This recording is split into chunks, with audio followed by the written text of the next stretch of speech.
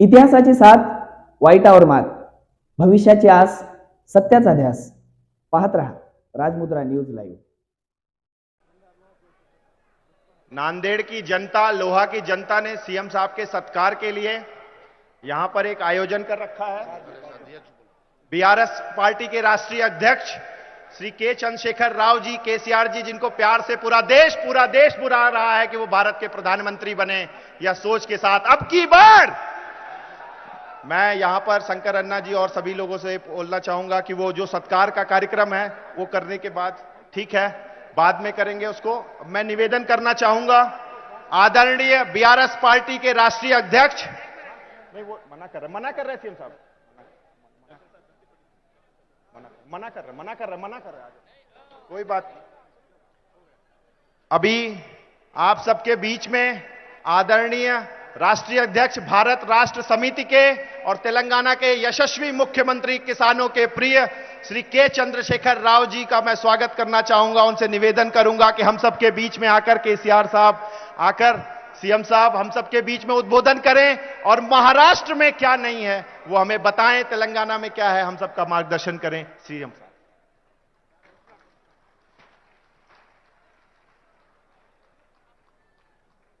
जय बीआरएस।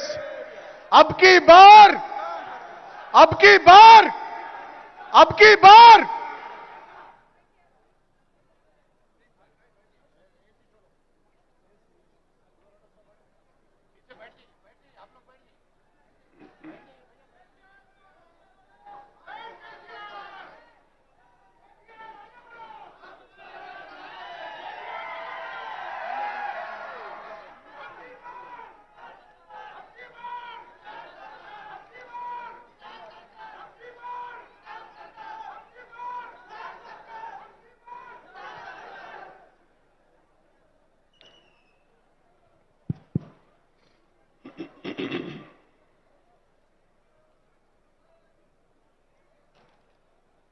छत्रपति शिवाजी महाराज के इस पावन धरती को, मराठा भूमि को मैं प्रणाम करता हूं।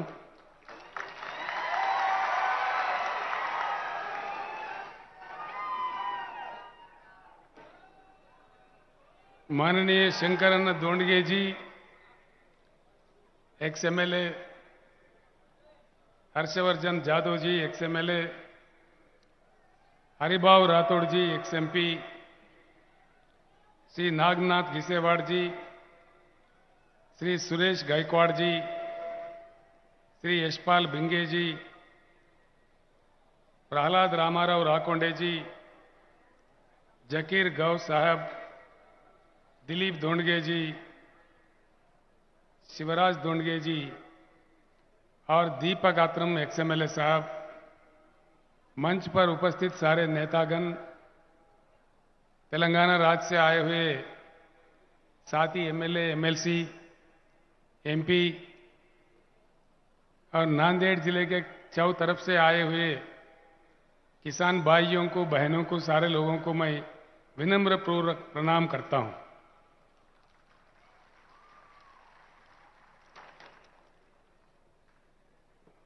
कल परसों कुछ लोग मेरे पास पश्चिम महाराष्ट्र से आए थे। वो मुझसे लड़ रहे थे कि बार बार नांदेड़ जा रहे हो, क्या शोलापुर नहीं आना है?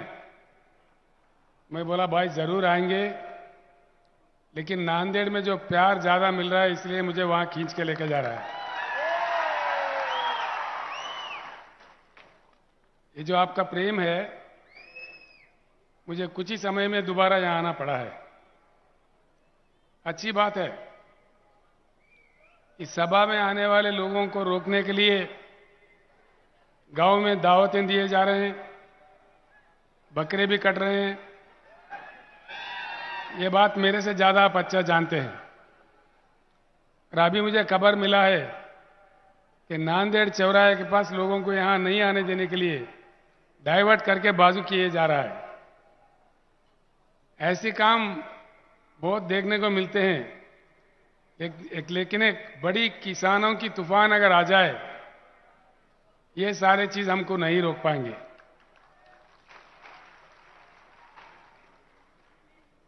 पीछे जब मैं नांदेड़ में आया था, यहाँ के उप मुख्यमंत्री माननीय भूतपूर्व मुख्यमंत्री भी रहे हो देवेंद्र फडणवीस जी मेरे बारे में कुछ कह रहे थे कि चंद्रशेखर जी, आपका काम तेलंगाना में है, तेलंगाना को देख लो, यहां क्या काम है। मैं भारत का नागरिक हूं, भारत के हर एक राज्य में मेरा काम है। दूसरा बात यह है, मैं साफ बताए देता हूं कि तेलंगाना का जो मॉडल है, किसानों को निवेश के लिए हर एकड़ में 10,000 रुपए देना चाहिए। नंबर 2, किसानों को 24 घंटा उच्च गुणवत्ता वाला मुफ्त में बिजली देना चाहिए। तीसरा, किसानों को जो प्रकल्प से यानी प्रोजेक्ट से पानी दिया जाता है, जिस प्रकार से तेलंगाना में फ्री में देते हैं मुफ्त में, प्रकल्प का पानी भी फ्री देना चाहिए।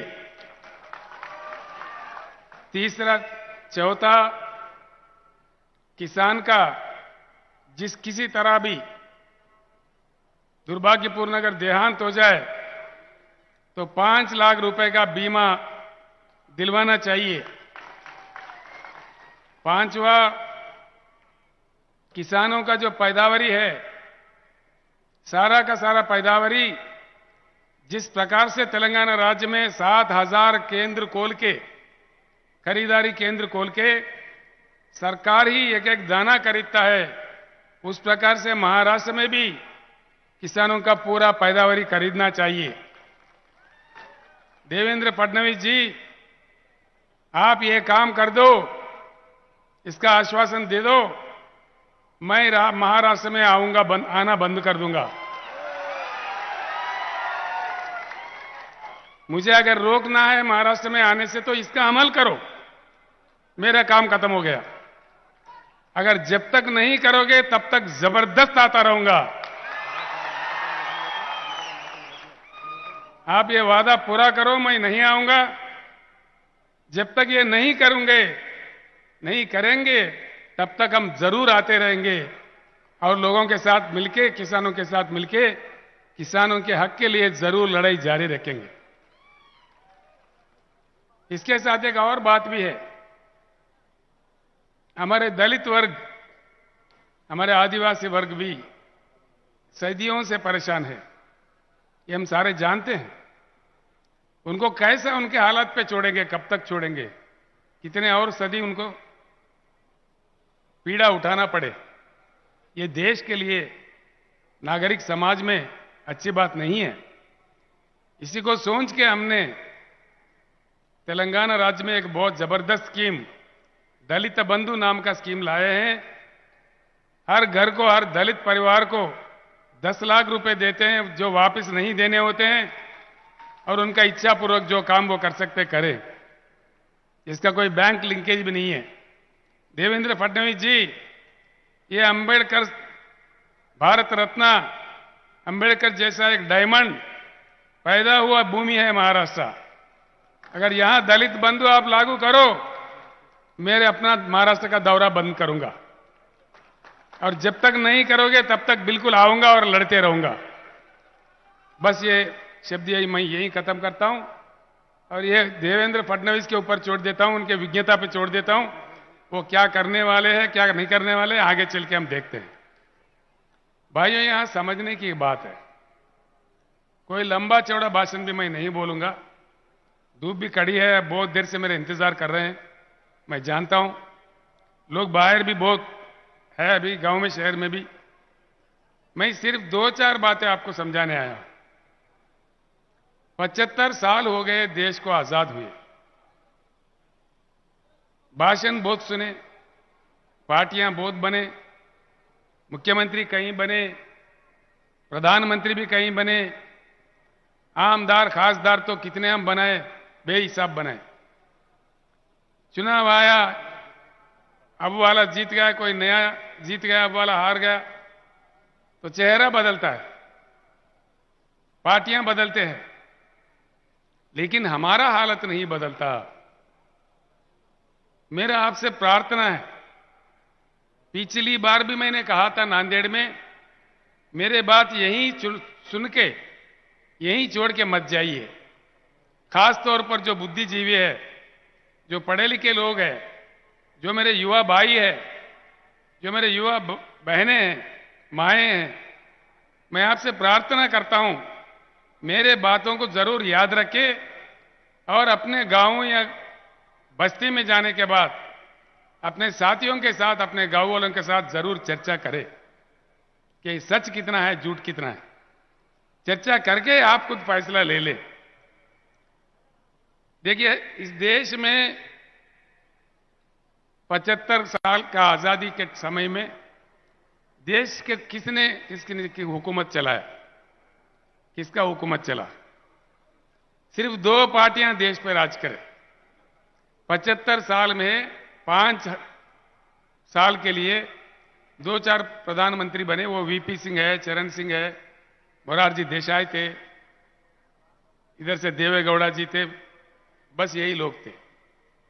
बाकी 70 साल, गौर करें इस बात पे, 70 साल किसी ने हुकूमत किया हिंदुस्तान पे तो सिर्फ 2 ही पार्टियां हैं।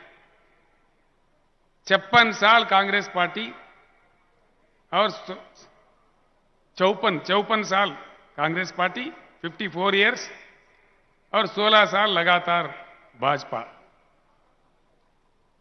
कांग्रेस ने रूल किया और बाद में अब भाजपा रूल कर रही है। कुछ फर्क देखा है आपने? कुछ फर्क देखने मिला? कुछ महसूस हुआ फर्क? क्या फर्क पड़ा? उन पार्टियों के लिए फर्क पड़ा होगा, पार्टियों के नेता के लिए फर्क पड़ा होगा, किसी के कांग्रेस का मंत्री पद जाके इनको भाजपा वाला को मंत्री मिला होगा, लेकिन जनता को क्या मिला, किसान को क्या मिला? किसान का हालत क्यों नहीं बदला? दया करके सोचिए। मैं राजनीति नहीं बोल रहा हूं, ये राजनीति आखिरी में बोलूंगा, लेकिन अब जो बात मैं कह रहा हूं कि ये सच है झूठ है, दिल पे हाथ रख के सोचिए। दोनों पार्टियों में कोई फर्क दिखा, कोई अंतर दिखा? कोई फर्क नहीं है। फिर इसको हराओ, उसको जिताओ, इसको जिताओ, उसको हराओ, इसमें क्या मजा है? पहचानने की बात कहां है? चाबी किधर है? चाबी कहां है? हमारे हाथ में। देखते हैं कितना ताकत है।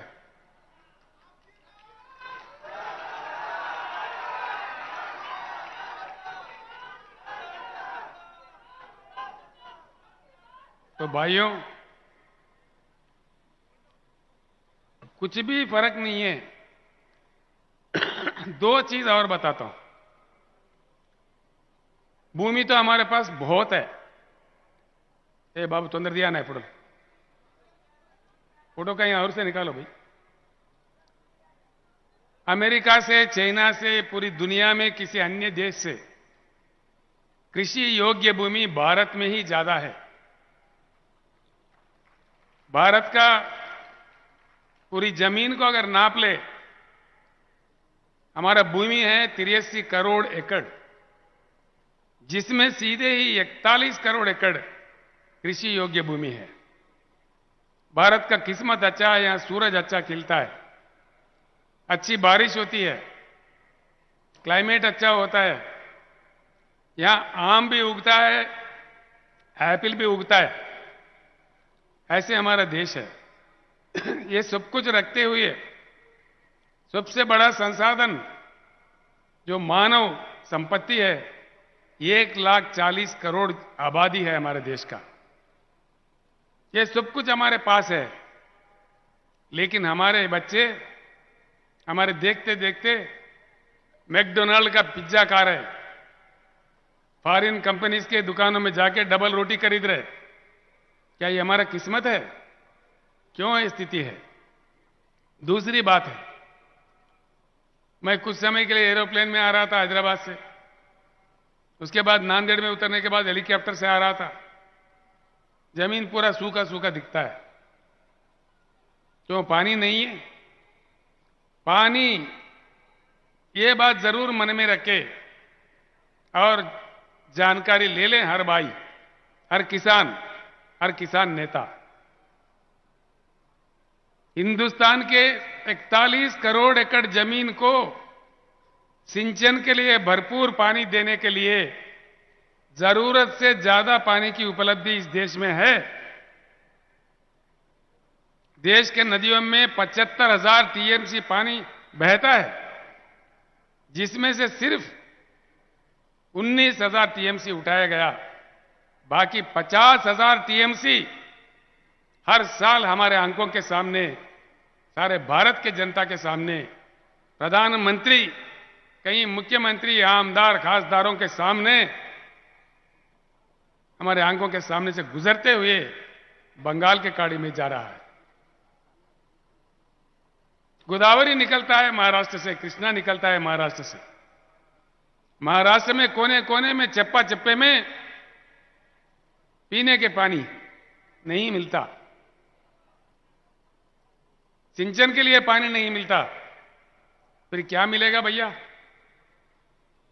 पानी के लिए अमेरिका को सलाम करने की जरूरत नहीं है, कोई रशिया से मांगने की जरूरत नहीं है, कोई चाइना देश के पेट में मुंडी डालने की जरूरत नहीं है या किसी को भीख मांगने की जरूरत नहीं है। हमारा अपना भगवान का दिया हुआ, प्रकृति का दिया हुआ, हमारे जनता का, हमारा देश का अपना संपत्ति है। जरूरत से ज्यादा पानी रखते हुए देश के किसान पानी से क्यों वंचित है? इस एक बात पे सोचिए, बस बात पूरा समझ में आ जाएगा। पानी नहीं है, किसी को भीख मांग रहे, बात अलग है, लेकिन पानी है और पानी जरूरत से ज्यादा है। सवाल यही है कि वो पानी समंदर में न जाते हुए जमीन पे आए और पूरे हिंदुस्तान को हरा भरा कर दे, या ऐसे ही हम रह जाए? क्या चाहिए? पानी आना चाहिए कि नहीं आना चाहिए? आना चाहिए, पक्का।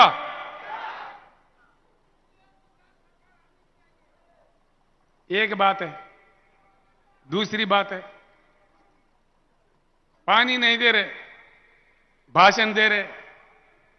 भाषण सुनो तो माइक पड़ जाएंगे, सुन सुन के चक्कर आके पड़ जाएंगे हम लोग।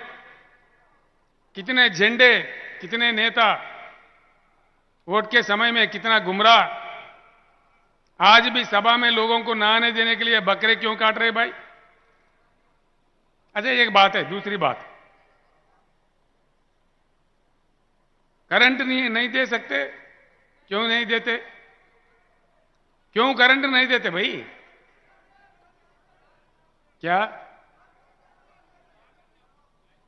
क्यों नहीं देते?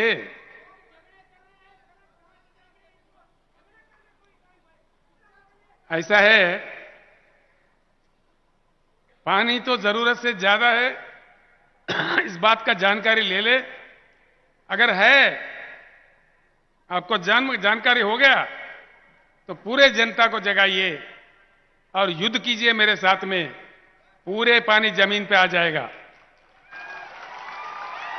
और भरपूर हर एकड़ को पानी मिलेगा। ये मेरा वायदा है आपके साथ। तो दूसरी बात है, बिजली, पर्याप्त बिजली, जितना चाहिए उतना बिजली देने के लिए हमारे अपने देश में महाराष्ट्र समेत कई राज्यों में बहुत सुंदर सा प्रकृति का दिया हुआ कोयला है। और वो कोयला कितना है हमारे पास? 361 बिलियन टन्स, 361 बिलियन, जो लिख लेना चाहे लिख ले। 361 बिलियन टन्स का कोयला हमारे पास ऑलरेडी है, जो पूरे देश को 24 घंटा हाई क्वालिटी पावर देने के लिए 125 साल के लिए भरपूर है। 125 साल के लिए। भाई क्यों नहीं देते बिजली? किसान और जनता, सरकार से हम चांद सितारे थोड़ी मांग रहे, सोने के ईंट थोड़ी मांग रहे।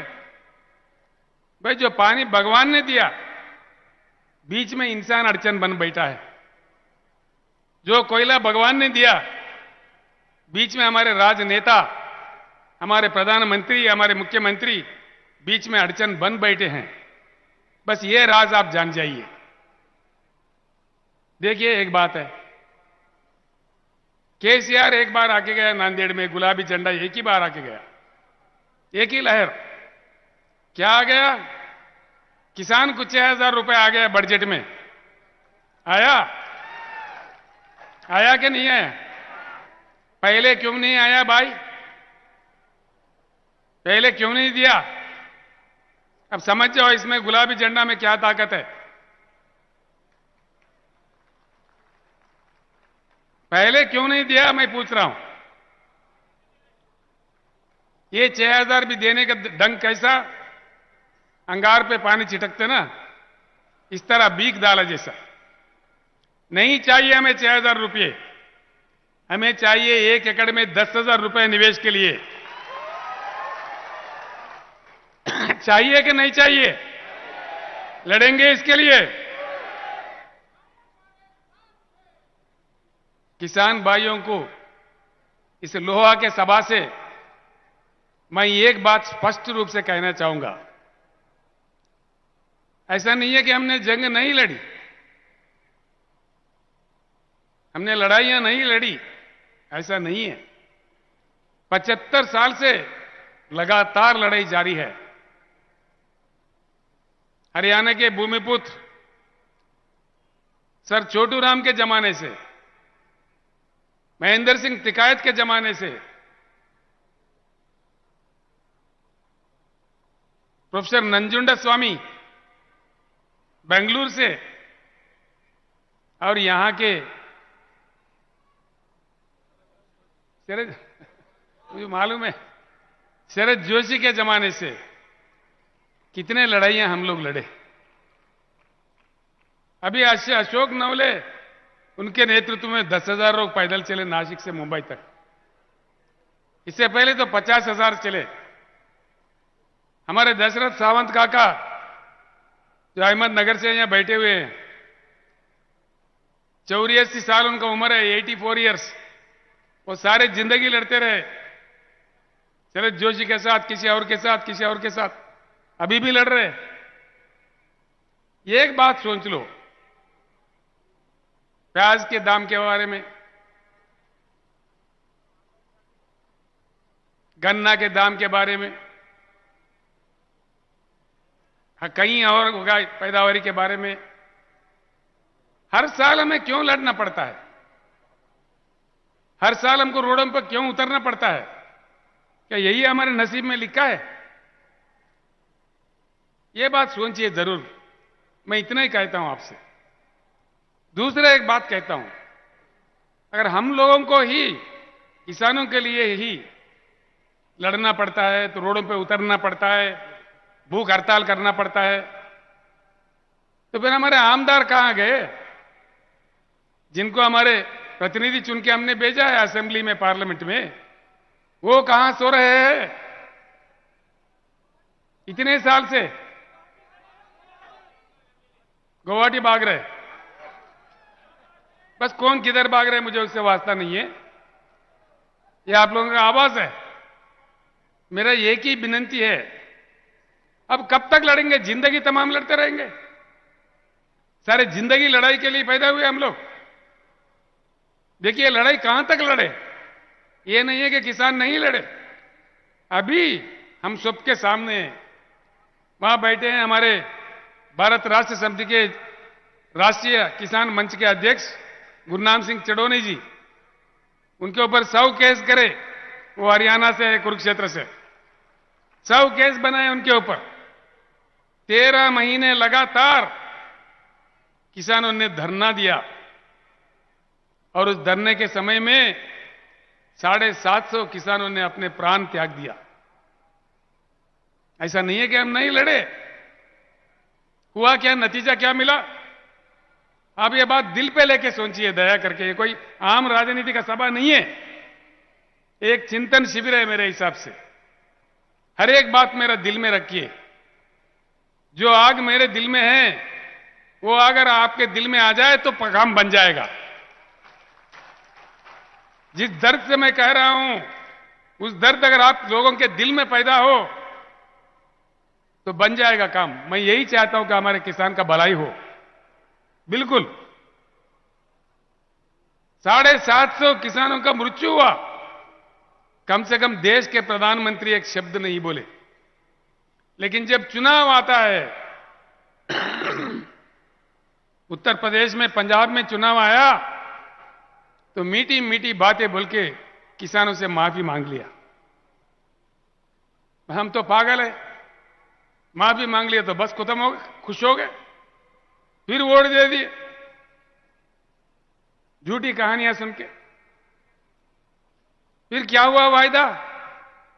कुछ हुआ? उसका नतीजा कुछ निकला? कुछ नहीं निकलेगा। ऐसे ही जब कभी अब आंदोलन पर उतर आते हैं, जब कभी हम इकट्ठे होने लगते हैं, जब कभी हमारे ताकत दिखने लगते हैं, बस अंगार पे पानी छिटके जैसा कोई माफी मांगता है, कोई 6000 का भीख देने का प्रयास करता है, कोई और ड्रामा करता है। क्यों भाई? 6000 क्यों? 10,000 क्यों नहीं देते? क्या नहीं लेना चाहिए? आज मैं ये बात कर रहा हूं, क्यों देते, क्यों लेना चाहिए? बस ये बात दिल में रख लो किसान भाइयों और मजदूर भाइयों और मेरे दलित भाइयों। कोई किसी से भीख मांगने की जरूरत नहीं है। इसीलिए मैंने नारा दिया है बहुत सोच समझ के, अब के बार किसान सरकार। भाई वोट किसी और को क्यों दो और भिखारी बन के दरखास्त लेके क्यों घूमो उसके पीछे? हम खुद बन जाएंगे आमदार, हम खुद बन जाएंगे खासदार। क्यों नहीं बनाएंगे? क्या ताकत नहीं है हम में? नहीं है? नहीं सुनने आ रहा मुझे। हम में वो ताकत है। अगर ताकत है तो हम खुद बन जाएंगे। क्यों दूसरों को जिताओ और उनके पास खासा लेके फिरो? बस ये चाबी है। इस एक बात को जब हम समझे, सारी बातें सामने आ जाएंगी। मैं एक ही मंत्र देता हूं, इस देश में जब तक हम अलग अलग रहेंगे, जाति के नाम पर, धर्म के नाम पर हम बटे रहेंगे, तब तक हम ऐसे ही रहेंगे। हमारे किसान आत्महत्या करते ही रहेंगे। मेरा विनती आपसे एक ही है, जब आप इकट्ठे हो जाओ तो देखो कैसा आप 6000 आ गया, उसके बाप भागते भागते अपने गलियों में आ जाएगा। मैं आपको एक मंत्र देता हूं, किसान के एकता ही एकजुट होना ही इसका मंत्र है। तो अब कब तक, कहां तक हम एकजुट हो पाते हैं, इसमें हमारा नतीजा मिलता है। इसका नतीजा यहीं से मिलेगा। मैं आपसे एक ही बात, सरकार हमारी तरफ क्यों नहीं पलट के देखते 75 साल के बाद? मतलब क्या है? हमको इजी ले रहे हैं। भाई किसान बेचारा कहां जाएगा? या तुमको देगा या मुझे देगा, या भाजपा को देगा या कांग्रेस को देगा, या रीजनल पार्टी एक दो है तो या उनको देगा तो या इनको देगा। कहां जाएगा? या वोट नहीं डालेंगे क्या? ये उनका सोच है। तो इसलिए हमारे बातों को कोई दिल पे नहीं लेता। मेरा आपसे प्रार्थना है, भरपूर पानी अगर हर खेत में, हर एकड़ में चाहिए, भरपूर करंट हमारे किसान को फ्री में चाहिए, तो एक झलक दिखाइए, एक ही झलक, एक झलक। ये मैं आज इस लोहा के सभा से ऐलान करता हूं, अभी मैंने बीआरएस पार्टी का रजिस्ट्रेशन भी करवाया महाराष्ट्र के लोकल बॉडी चुनाव में। आगामी पंचायत राज इलेक्शन में हर जिला परिषद में गुलाबी झंडा खड़ा हो जाएगा। पूरे जिला परिषद का मुकाबला करेंगे। आप गांव गांव में अपना ताकत दिखाइए। कौन कौन भाग के नहीं आता मैं देखता हूं। केंद्र सरकार आ जाएगा, राज्य सरकार आ जाएगा। एक बात सोच लो, यहां बैठा है मेरे भाई बापूराव कदम जी। ये 3-4 साल से संघर्ष कर रहा है। और हमारे गणेश कदम जो युवा नेता है धर्माबाद से, वो लोग कई सालों से ये लोग कर रहे काम। इन लोगों ने क्या किया, धर्माबाद में 80 गांव के सरपंच बैठ के रेजोल्यूशन पास कर दिए कि भाई तेलंगाना का मॉडल हमारे पास इंप्लीमेंट करो या तो हमारे को तेलंगाना में मिला दो। इन्होंने ऐसा बात किया। तब जाके सरकार ने हुकूमत दिया कि भाई तटवर्ती जितने भी बॉर्डर के जितने भी सरपंच है नांदेड़ में जल्दी बुलाओ, मीटिंग करो। भाई बॉर्डर के सरपंच क्यों भाई? परभनी वालों को बुलाओ, औरंगाबाद वालों को बुलाओ। ओनली बॉर्डर वालों को क्यों बुला रहे? विदर्भ से बुलाओ, पश्चिम महाराष्ट्र से बुलाओ, सभी बुलाओ। न्याय करना है तो सभी के साथ करना है ना। तो इसीलिए मैं कहता हूं, गवर्नमेंट में घबराहट पैदा करना है, गवर्नमेंट को हमारे तरफ पलट के देखने के लिए मजबूर करना है, तो आगामी पंचायती राज चुनाव में अपना ताकत दिखाइए। एक झलक दिखाइए, क्या क्या नहीं आता, क्या क्या वाक्य नहीं आता, क्या क्या योजना नहीं बनता। आप खुद देख लेना आजमा के मेरे बात को। मैं एक बात बताता हूं भाइयों, तेलंगाना 8 साल 9 साल पहले यहां से भी बुरा हाल में था। हर दिन मेरे आंखों से पानी निकलता था। एक एक दिन 5 किसान 4 किसान आत्महत्या कर रहे थे। हम रोज रो पड़ते थे। आखिरकार एक बार मैंने इनको निवेदन किया, भैया मरना मत, कुछ समय के लिए बचे रहो, मैं करंट ठीक कर रहा हूं, मैं पानी लाऊंगा आपको दूंगा बोल के समझा के उनको रो रो के हमको बोलते थे उनको। आज भरपूर पानी मिला, करंट मिला, निवेश मिल रहा है, सब कुछ मिल रहा है, तो किसान खुश हो गया। जो राज्य तेलंगाना महाराष्ट्र से भी बुरा हाल में था आज सुधर गया है। तेलंगाना अगर सुधर सकता है तो इतना शक्तिशाली राज्य महाराष्ट्र क्यों नहीं सुधर सकता? ये सवाल आप सोच लीजिए। इसको सुधारने के लिए कहीं 10 साल 15 साल नहीं लगेंगे। महाराष्ट्र में तो और आसान है। तेलंगाना से आर्थिक शक्ति भी महाराष्ट्र में ज्यादा है, बढ़िया संपत्ति है यहां पे। जल्द से जल्द हमारा काम बन सकता है। तो इन बातें जो मैं कह रहा हूं मन लगा के सुनिए। अन्य बातें भी है, कई बातें हैं, हमने आंदोलन भी किए हैं, सब कुछ भी किए हैं। तो एक बात ये भी सोचने वाली बात है, आज देश आगे चल रहा है कि पीछे चल रहा है? नांदेड़ में मैं प्लेन उतरा तो वहां लोग अधिकारी मुझे बता रहे, साहब आपको जल्दी निकलना है यहां से, 5:30 बजे लास्ट टाइम है आपका फ्लाइट का। मैं बोला क्यों भाई? नांदेड़ एयरपोर्ट को बंद किया जा रहा है। 24 घंटा चलने वाला एयरपोर्ट को अब दिन का एयरपोर्ट बना दिए, क्लोज कर दे रहे। मौजूदा एयरपोर्ट अगर बंद किया जा रहा है तो देश आगे भाग रहा है कि पीछे खींच रहा है? पीछे जा रहा है, क्योंकि ये तमाशा चल रहा है। और एक बड़ी बात, फसल बीमा योजना कभी किसी को मिलता क्या? पैसा हमारा जाता है बैंक को, लेकिन हमको वापस कुछ नहीं मिलता। फसल बीमा योजना ये भी कितना बड़ा मजाक है। ऐसे कई मजाक मतलब हमारे साथ हो रहा है। इन सारे चीजों का समाधान मैं आपको एक ही बात बताया, आप लोग देख लीजिए, सोचिए। कुछ अन्य बातें भी हैं किसानों के अलावा। काफी लोग, मेरा एक ही प्रार्थना है, एक ही मंत्र है कि जातिवाद धर्मवाद छोड़ दीजिए, किसानवाद होना चाहिए। अगर हम किसान हो, किसानवाद पे एक समय के लिए, बस एक समय के लिए इकट्ठा हो जाइए, सारे समाधान उसी में से निकल आ जाएंगे। इतना गर्म धूप में आप लोग मुझे सुनने के लिए इतना दूर आए, मैं आप सब लोगों का आभारी हूं। काफी लोग आज पार्टी में शामिल भी हुए। महाराष्ट्र के चौ तरफ से मेरे पास कई डिमांड्स आ रहे हैं। आप चंद्रपुर में आ जाइए, आप सोलापुर में आइए, आप पश्चिम महाराष्ट्र में आइए, हर जगह आइए, ऐसे डिमांड्स आ रहे हैं।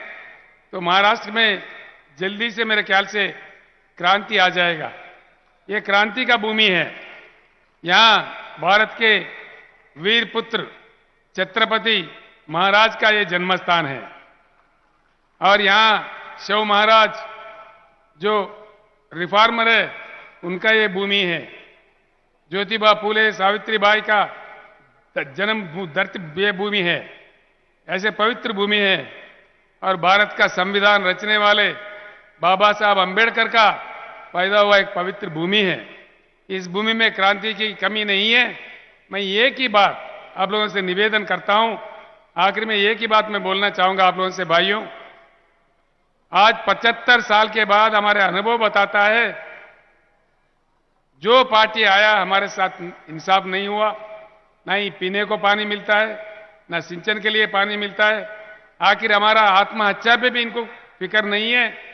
वो लोग हमको लाइट ले रहे, हमारा मजाक उड़ा रहे।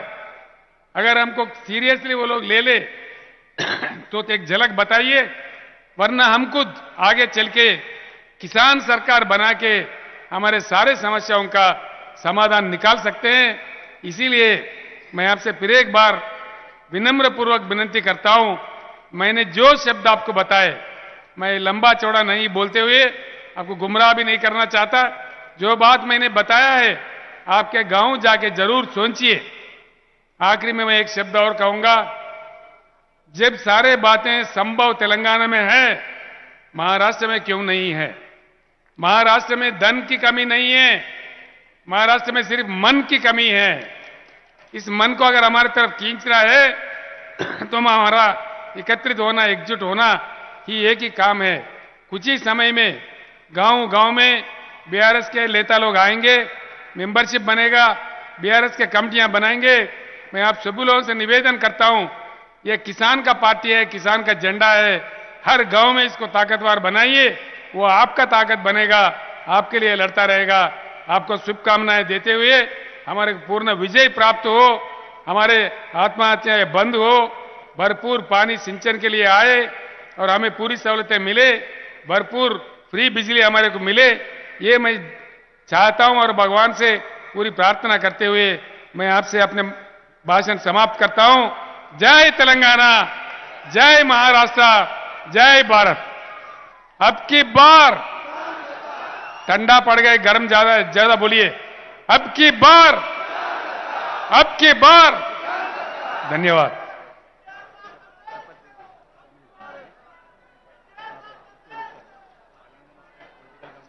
जो लहजा ताकत बनकर उभरा, देश का नेता शुष्क कैसा प्यासी हो, भूमि रण क्षेत्र में बदल देश का गया। नेता कैसा हो, शहीदों के प्राण त्याग क्रांति देश का का नेता आगाज कैसा कर हो। गया। 4 करोड़ मनों की मांग तेरी आवाज बनकर गूंज उठी।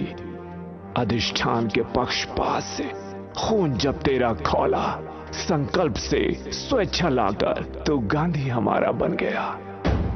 नन्हे कदम चलते तेलंगाना को देश का पहला स्थान दिलाने वाले केसीआर, तुझको हमारा सलाम।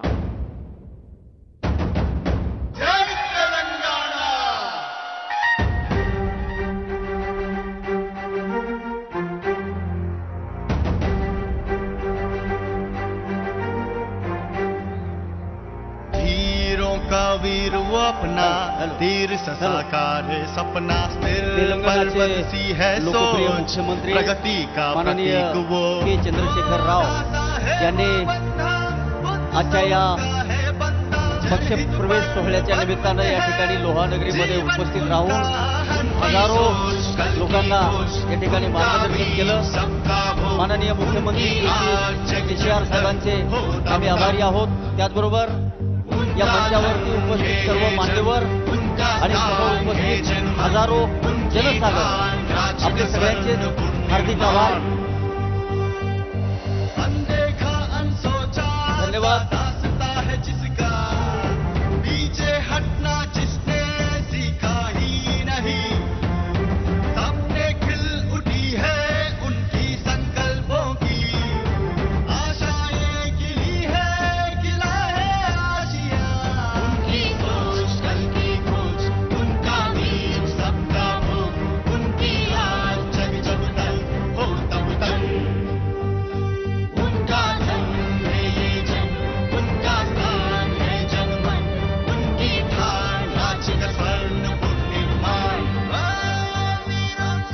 सर्वांना लवकरच संभाजीनगर औरंगाबादचं आमंत्रण मिळेल.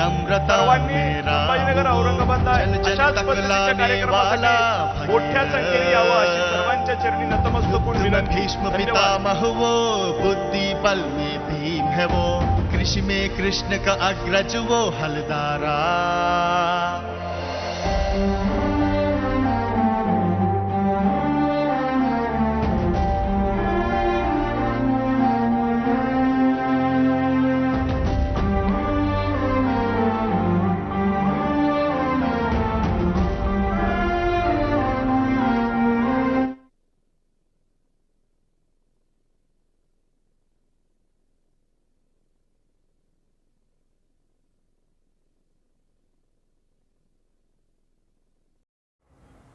मनोरंजनाचं प्रबोधन, करमणुकीचं उद्बोधन, बातमी अचूक, माहिती बिनचूक. पाहत रहा राजमुद्रा न्यूज लाईव्ह.